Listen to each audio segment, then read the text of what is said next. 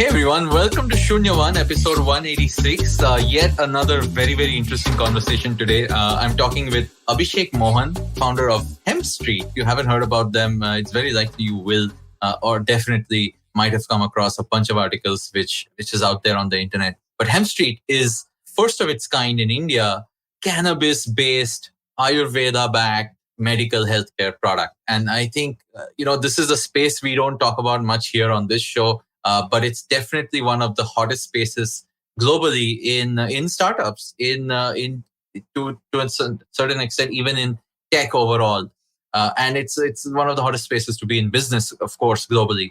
But in India, it's sort of like a very gray area where not much is known about what can be done or what is being done. And I think the conversation with Abhishek really helped unlock a lot of that. So what you'll find is a very, very interesting story from a very, very interesting entrepreneur himself. So let's take a break and jump right into the conversation.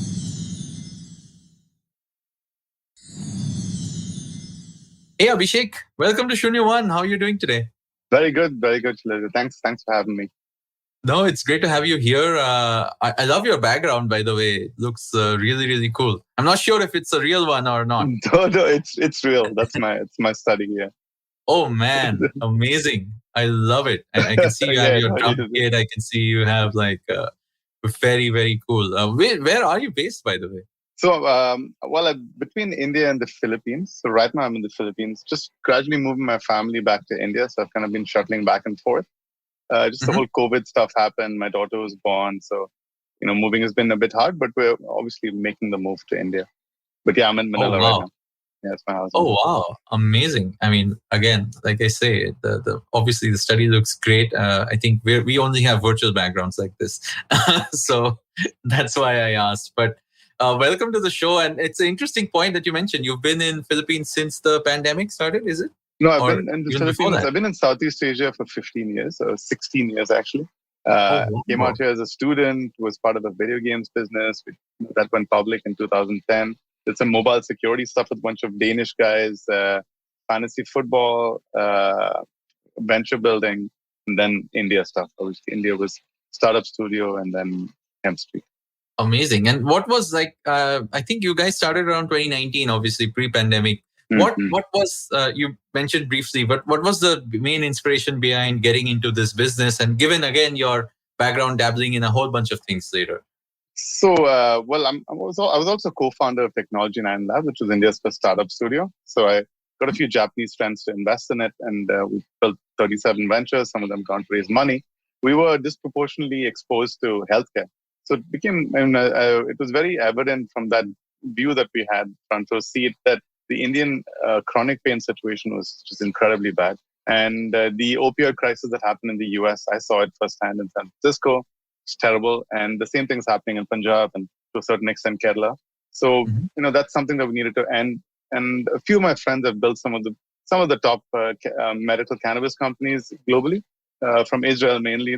Most of my best friends are Israeli. So I put the two together, and then we basically assessed the regulatory framework. We'd also incubated an Ayurvedic startup that's doing very well. And we looked at the regulatory framework. We realized that cannabis could solve some of those chronic pain issues. And then that's how we started, spoke to hundreds of doctors, and gradually built a network. And today we're in 11,000 clinics that have a product in 25 states, 3 products. We go after mass ailments. We're not a product pusher. We're not FMCG. We look at mass ailments and we try to solve them. So essentially we saw a terrible situation in India, said we needed to stop it.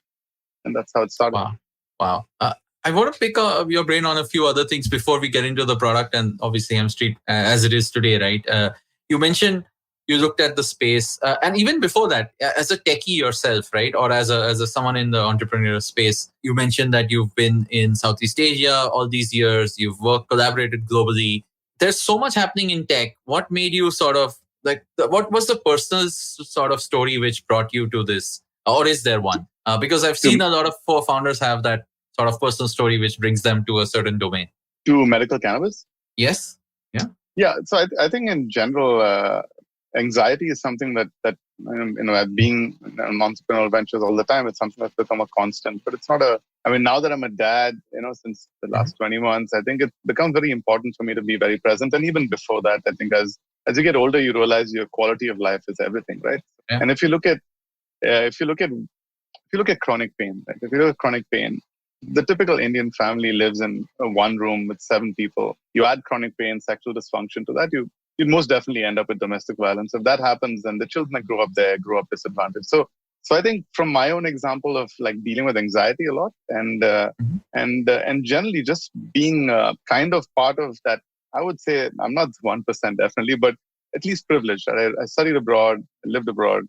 I didn't have to struggle like 99% of India did. 95% maybe.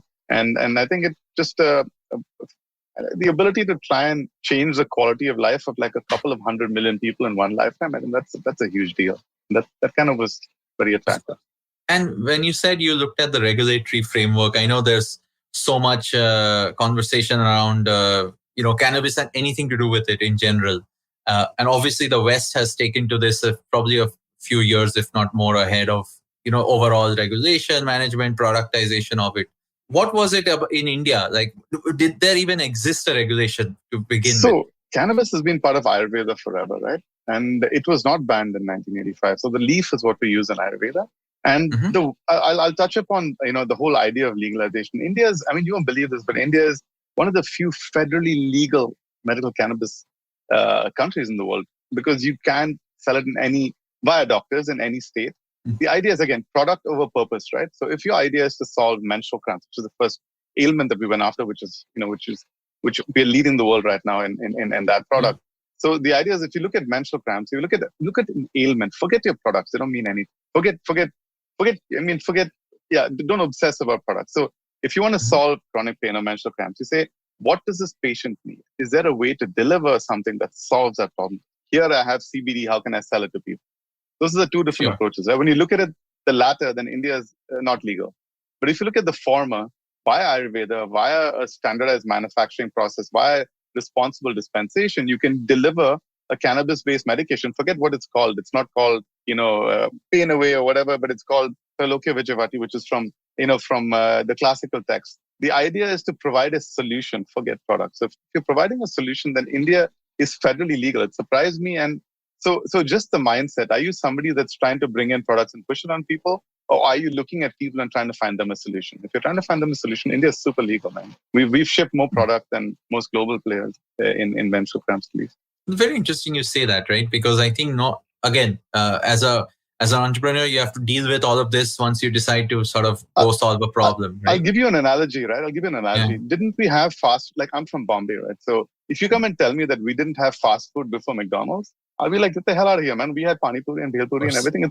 Did we not have entertainment before Netflix? Yes, we did.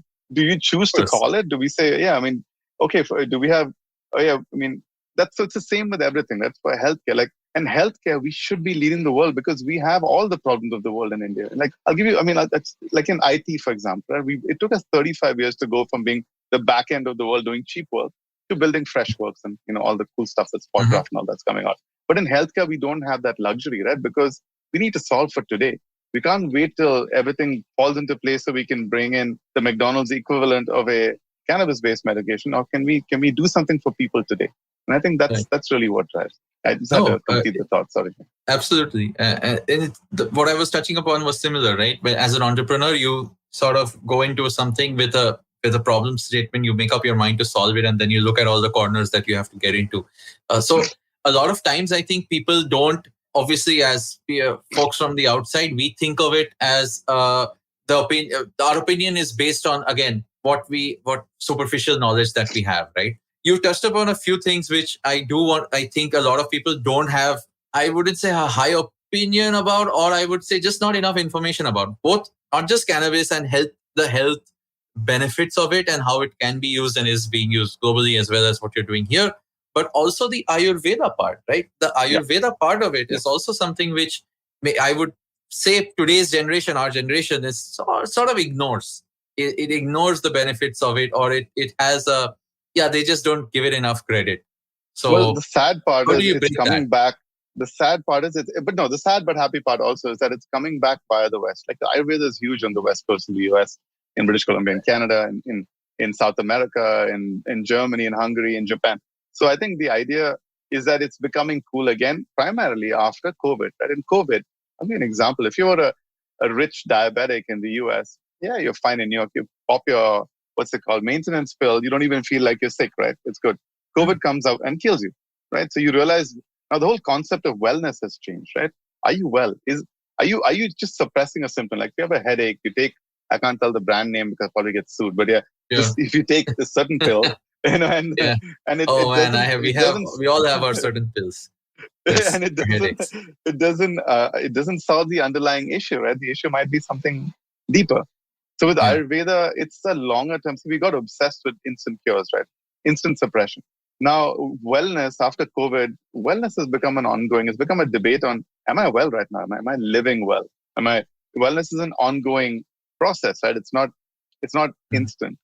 So as a result, Ayurveda, so when it comes to long-term wellness, plant-based Ayurveda, anything that's close to food, what you eat, all that becomes important. It's not medication. So now the whole world is coming back to it after COVID. COVID woke up everybody on people that were seemingly healthy have died, right? Which unfortunately. So I think COVID brought about that not relapse, but the revival of, I would say, Ayurveda. It's gone nuts. And again, the Ayurveda, right? Cannabis, the industry of cannabis was created by Wall Street, largely around recreational, right? Even today, 90% of the revenue is recreational cannabis. There's hardly any IP, which means it's a post-prohibition euphoria, right? It's not medical is happening in Israel, and I don't know. We've had some very strong connections in Israel now in R&D. Medical is the world is leading. The leading edge research is happening in Israel. But the formulations that we had in Ayurveda for very specific cures are, we will be doing clinical trials very shortly, but are working. So there's something about, in Ayurveda, we use leaf and a very small amount of cannabis. It's not like cannabis is not the be all and end all. When it interacts with other adaptogens like, ashwagandha, vanchlocha, all that stuff, it unlocks. See, cannabis has the property of absorption, anxiety, and anti-inflammatory.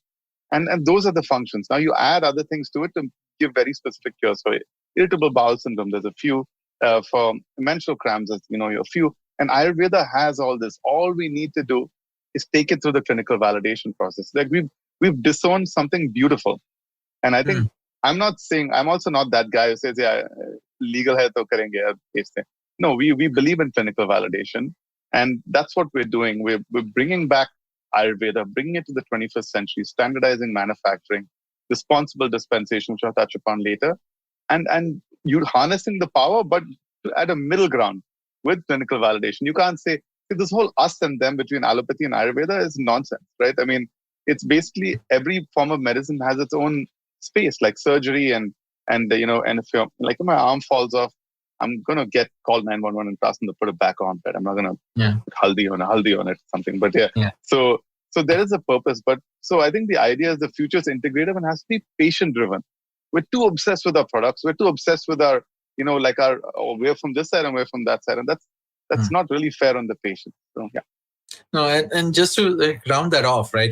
You're obviously talking about something which has existed for eons. Like it's part of our culture. It's part of our, you can say, generally the fabric of society that India is in.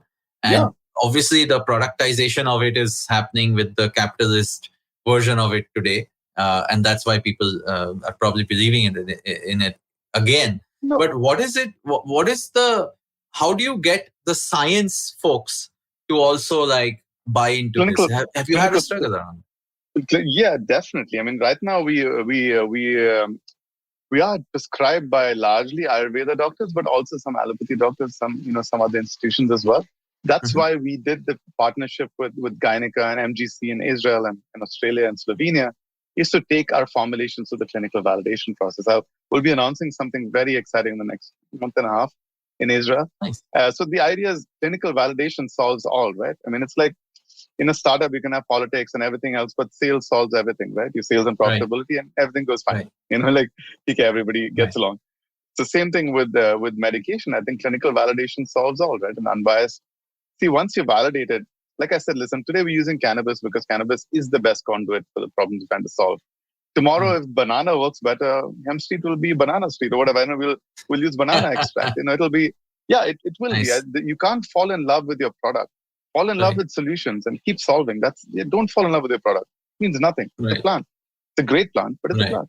No, very, very interesting. And, I think we want to dive into a little bit of the details around what the product and, the whole thing really is. But on that note, I'm going to take a quick break, come back and continue this conversation. Hey, everyone. Welcome back. Continuing our conversation with Abhishek. Obviously, we are talking about a bunch of things here, cannabis products, cannabis in general, how it's been, let's say, received in the industry so far, and then the products that you've built, how you built HempStreet around that. If you get into the details, you mentioned a few problems that you're solving. You mentioned menstrual cramps. You mentioned, anxiety and all of these things that it's widely known for. These are large problems. Agreed. These are places where allopathy and all the other solutions, some solutions exist. So how did you go about formulating what you've made? And could you tell us about both the process of building the product itself, because a healthcare product needs a lot more, I would say, validation before you even test it than, let's say, a piece of code, right? I mean, it's not easy as writing a piece of software and then trying it out. If it breaks, no problem. What did you guys have to do as a company to really build the infrastructure to produce something of high quality?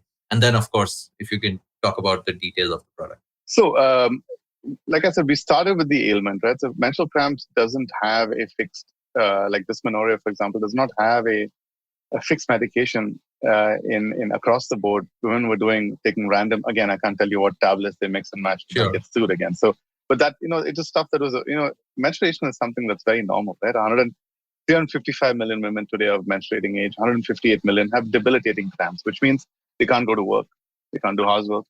The quality of life is not very good, and so and if you have something 4,000 times in your life, right, 4,000 months that you effectively times you take it, 4,000 times you're taking tablets, it better be a tablet that doesn't screw with your kidneys, right?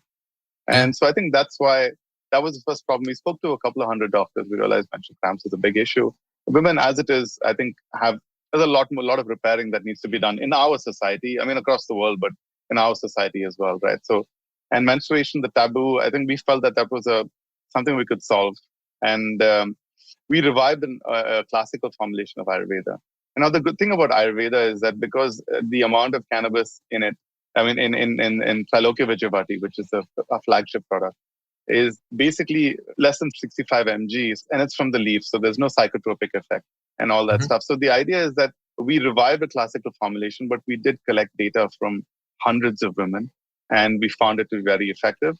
Now we're building a proprietary medication around the same that we're jointly developing with some pretty well-known people, and then we're also looking at doing clinical trials. We've done one set of clinical trials for post-operative pain relief. We'll be releasing the findings soon.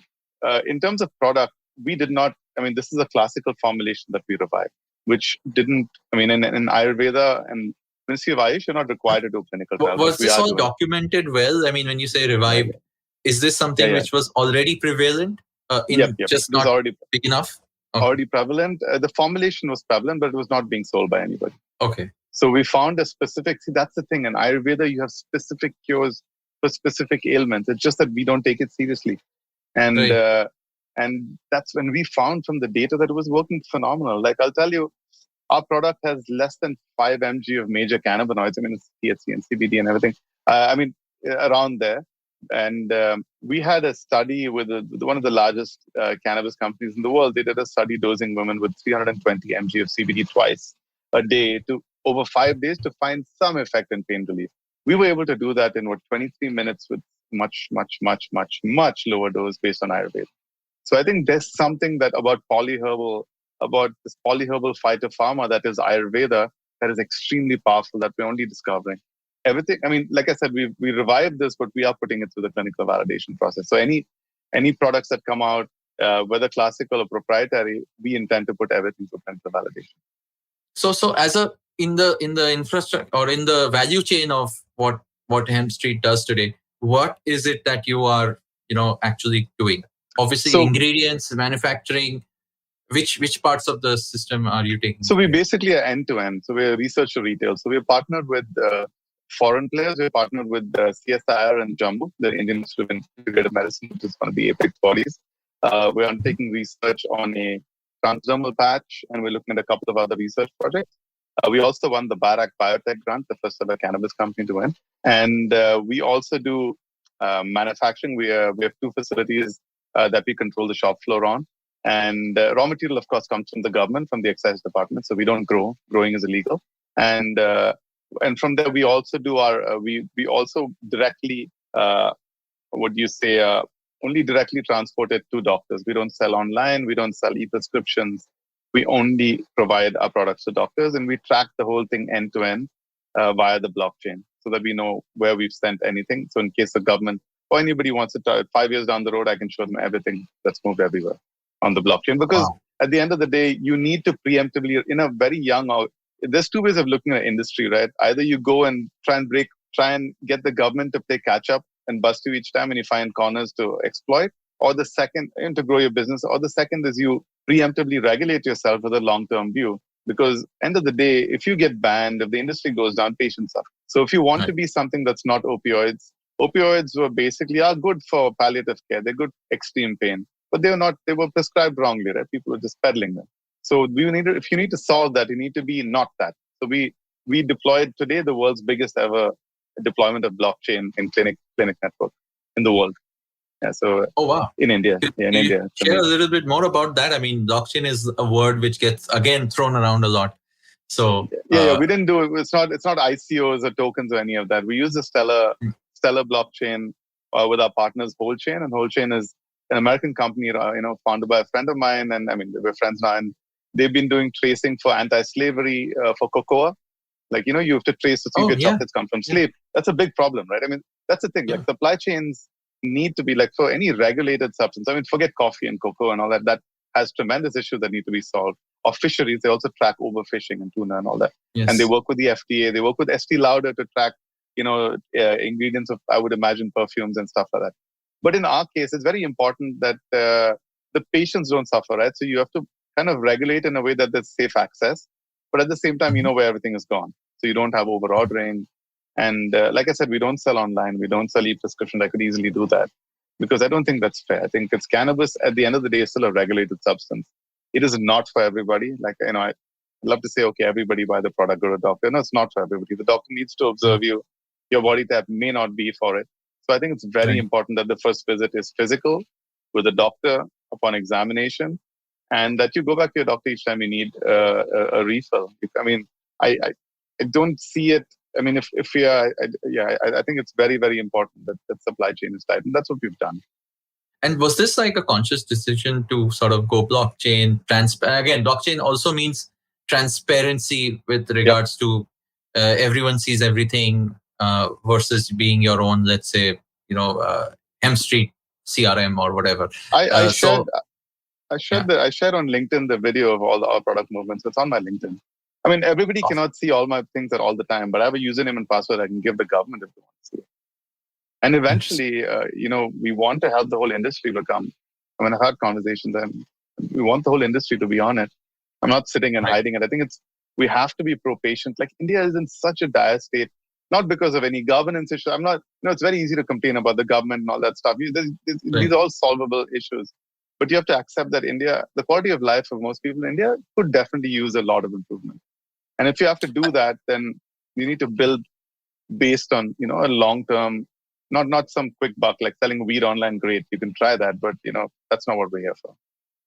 And let's talk also about the healthcare community, right? Now, the doctors who you engage with, again, they are essentially the conduit for any sort of access to these products, as well as the way I understand it, they're also the biggest proponents of any healthcare products in the market, right? I mean, I think every pharmaceutical company, everyone is pretty much after doctors to quote unquote peddle their wares. So what's the ethos on which you work with, and how do you make sure that you make the right partnerships with the right doctors. While I mean, not, yeah. let's say, restricting access to people who genuinely need your product.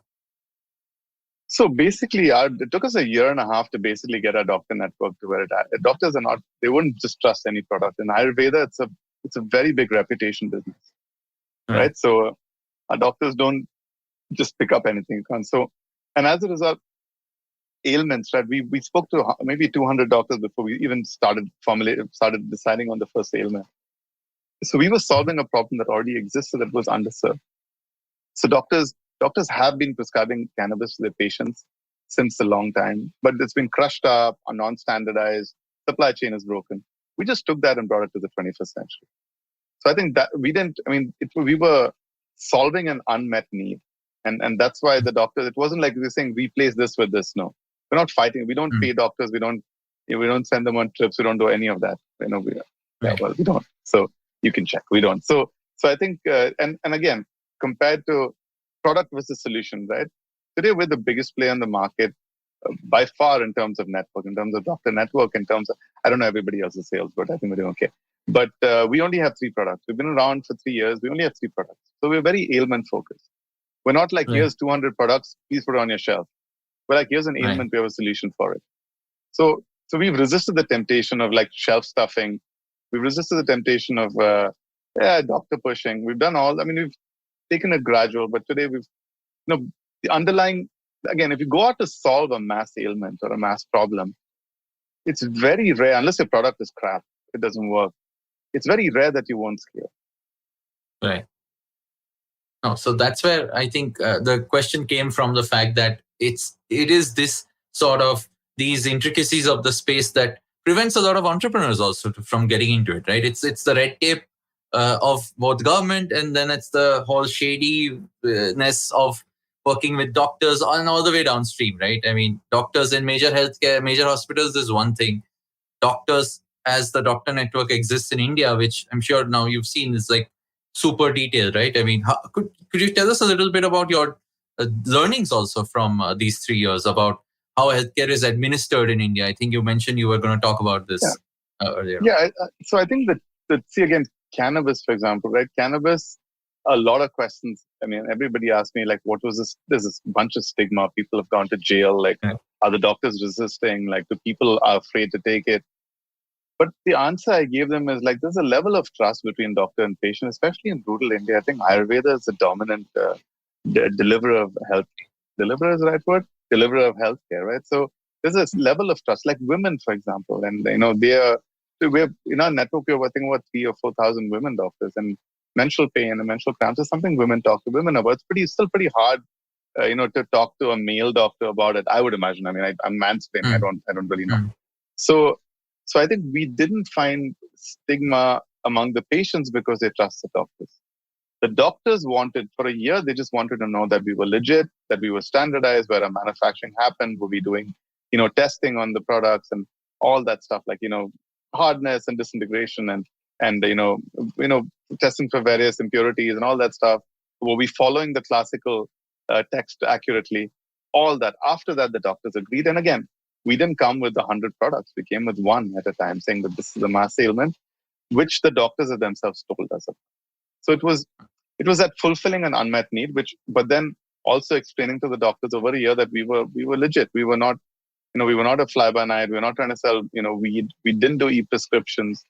But we also greatly value the doctor, right? I mean, the doctor, the idea is you can't use the Ayurveda loophole to sell online and then just have one doctor that's pushing a yes button on every prescription, right? That's not something. It was that we chose the hard way, and we're better off for it. So yeah, to answer that shortly, the short answer is that it was an unmet need. So the doctors wanted to know what it was. Once they knew that it was legit, they were okay with it. The patients, there's no stigma because they take what the doctor gives them. So in a sense, like you said, unmet need, did you look at addressable market size and then say, okay, this is something which will get solved over these 3 years? How have you seen that growing? Can you talk to us about, like where this is going? So on the menstrual cramps product, we've shipped over 4.5 million doses in the last since we really started in I would say June last year. I would imagine really being on really shipping product. So it's today we're the biggest in the world in terms of, and for menstrual pain, I would say we're the biggest in the world in cannabis. For the irritable bowel syndrome product, we just started. It's doing really well. It's not, but it's moving quite fast. The sexual wellness product also is doing okay, but really the menstrual cramps, because it's such a mass ailment, and it's also been, Salocavir also has the anti-anxiety element, which is also what it's being prescribed for. But again, primarily around menstrual pain, which is 155 million women in India, And our key was to provide a standardized solution, cost effective. And it's cost effective. So it's just, it grows. I mean, we have a tremendous amount of volume, and which is why we've garnered so much. Like everybody kind of wrote off India saying, it's pre-legal, whatever. But they saw a scale. And when I went out to New York and I spoke and I said, listen, you guys are selling candy. Like you're selling candy that makes you high. It's great money, but we can save lives. We can solve human issues, and it's fine. I mean, recreation is perfectly fine, but it's a personal choice. But don't call it medical. So I think that's when we started getting attention. And now with our scale, people are like, wow, there's so much action in India. And today we have, when we were in Israel, we also got the attention, the most high-tech, community in the world. The Ayurveda had its place, a couple of weeks ago. And I think that's why we've chosen an ailment that we want to fight. And we've been doing a decent job, but we're not even like 1-2% of where we can be in the next 10. And have you looked at what the size of market could be, not just for the current products that you have, but what else you might want to get into? Have you laid out your roadmap, so to speak? Absolutely. Like if you look at the ailments that cannabis solves with Ayurvedic formulation, like irritable bowel syndrome, that's 30% of the world. I mean, I would say 15 to 20% of the world, especially meat-eating countries. That's crazy, right? I mean, like Pfizer, was it? Pfizer just bought into Arena for like $7 billion to research on colic issues and gut health. With their Ayurveda has something, and we're already in the market. Menstrual cramps, women around the world. There've been attempts, even as I speak in the US, and it's a common problem for women around the world. You have to, and the stigma doesn't exist as much as India, but you're still buying stuff that you're mixing and matching. Why can't you have your own solution? Something happens every month. So I think that's a massive, I would say in the billions. Like, I mean, I'm expecting to have at least 250 million patients over the next, I would say 7 or 8 years across the world. And what is the, if I can ask, like obviously every company sort of looks at the moat. So what is it? You said you looked at classical preparations and you're essentially using those because they worked, obviously. So how do you develop, or how have you thought of developing a moat? Or is it just in process, or is it just in legalities of it? Or I think it's a stage-wise thing, right? So what we did first was we understood doctors were the conduit. This is not something we wanted to sell online. So we worked on a doctor network through our partnerships, through our, and then also onboarding some fantastic people that work with us. So today we're at 11,000 clinics. No, we were at 1,040, 15 months ago. So that's, I mean, I would say we're safely about 20 times or 30 times the size of the next player in terms of clinic network. Now that's the first differentiator, right? Because it allows you to distribute. It allows you to harness that distribution capability when you have a new product. It also gives you the patient footfall. The second is we go after mass ailments. Like, I would say globally people went after low-hanging fruit, high THC, just anxiety. We went for mass ailments, very specific mass ailments. So all our communication, all our fight is very focused. So we also focus our capital on solving. So we've got this big distribution network with mass ailments. That means the most likely a majority of the patients have that need. So we created a funnel. We focus on mass ailments. Now, the next step is, I think, the future is basically, I'll say it again, it's India and Israel, really, the high tech of Israel and the formulations of India. So we realized the next step is basically to take Ayurveda to the 21st century, to take clinical validation. That is going to be the game-changing thing that will happen. And I think a lot of my colleagues in the industry are also looking at that. Now, started off with the distribution, mass ailments, clinical validation, intellectual property. So we are working on several IPs right now. And that's the thing that scales, the gift that keeps giving, right? It scales, you can license it abroad, all that stuff. So I'll say it, everybody knows, I speak in it, it's no secret what our plan is. And at the end of the day, it's always going to be about the patient. I think for us, the entire team is driven by solving. We want to do cool stuff. We want to do, money is great. You solve a mass ailment, you make money. Not like we're doing now, but it'll happen. We'll make a lot of money. But I think the idea that in one lifetime, you can you can improve the quality of life of 300-400 million people. effing cool, man. That's the best thing. No, that's absolutely inspirational. And I know you've obviously, I think you raise funds as well, but clearly what you're sharing is that it's already out there. The market is primed. It's working. Your network's obviously stable and growing. And we can definitely hope that more and more people discover the product and actually find value from it, obviously, by getting their problem actually solved. I think that, like you said, is the best validation. And we will obviously look forward to everything that comes down the pipe from HempStreet.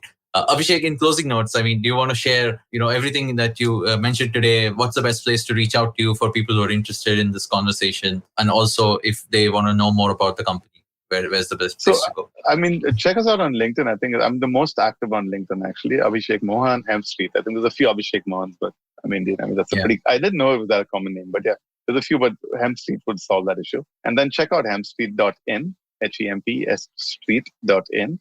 And we also have our YouTube channel, and you can catch me on Twitter as well, but I'm not so active. LinkedIn's where it's at for me. And yeah, reach out to me. I speak to everybody. So anybody wants to start off in hemp, even compete with us, I'll be happy to share with you some of the steps so you don't get into trouble and stuff like that. Yeah.